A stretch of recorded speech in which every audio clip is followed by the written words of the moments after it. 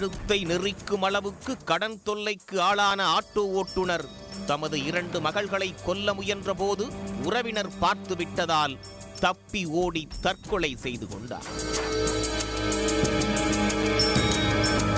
ராணிப்பேட்டை அருகே உள்ள அம்மூர் அடுத்த கீழ்வேலம் பகுதியைச் சேர்ந்தவர் 45 வயது ராஜி. ஷேர் ஆட்டோ ஓட்டுநரான அவரது மனைவி இந்திரா. இந்த தம்பதிக்கு 22 வயது சரண்யா, 17 வயது அகல்யா என 2 மகள்கள் உள்ளனர்.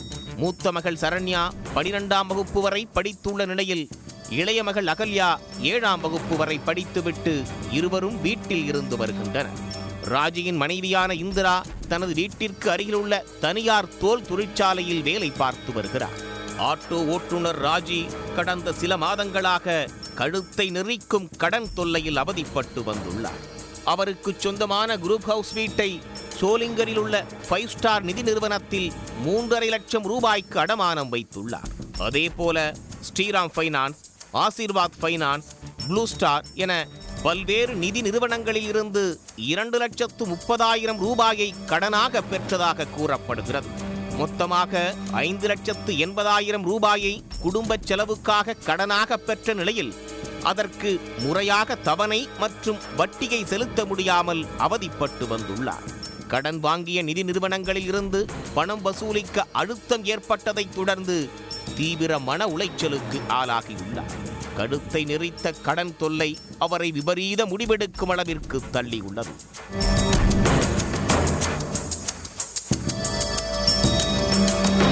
நேற்றிரவு தனது வீட்டிற்கு சென்ற ராஜி தனது மனைவி இந்திராவிடம் கடன் தொகையை கட்ட முடியாததால் 2 மகள்களையும் தூக்கில் போட்டுவிட்டு பின்பு நாம் இருவரும் தற்கொலை செய்து கொள்ளலாம் என்று கூறியுள்ளார்.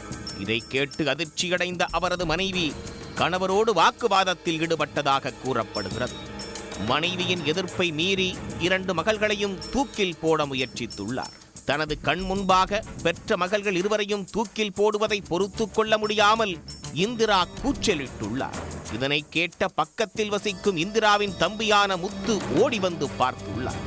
அப்போது வீட்டிற்குள் தனது மாமாவான ராஜி மகள்களை சேர் மீது நிற்க வைத்து தூக்கில் மாட்டிக்கொண்டிருப்பதை பார்த்து அதிர்ச்சியடைந்துள்ளார்.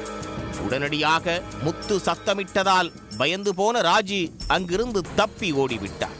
இதுகுறித்து முத்து கொடுத்த தகவலின் பேரில் சம்பவ இடத்திற்கு விரைந்து வந்த ராணிப்பேட்டை போலீசார் 108 ஆம்புலன்ஸ் உதவியோடு சரண்யா மற்றும் அகல்யா ஆகிய இருவரையும் மீட்டு சிகிச்சைக்காக வேலூர் அடுக்கம்பாறை அரசு மருத்துவமனைக்கு அனுப்பி வைத்தனர். அங்கு அவர்களுக்கு சிகிச்சை அளிக்கப்பட்டு தற்போது அவர்கள் தொடர் சிகிச்சையில் உள்ளனர்.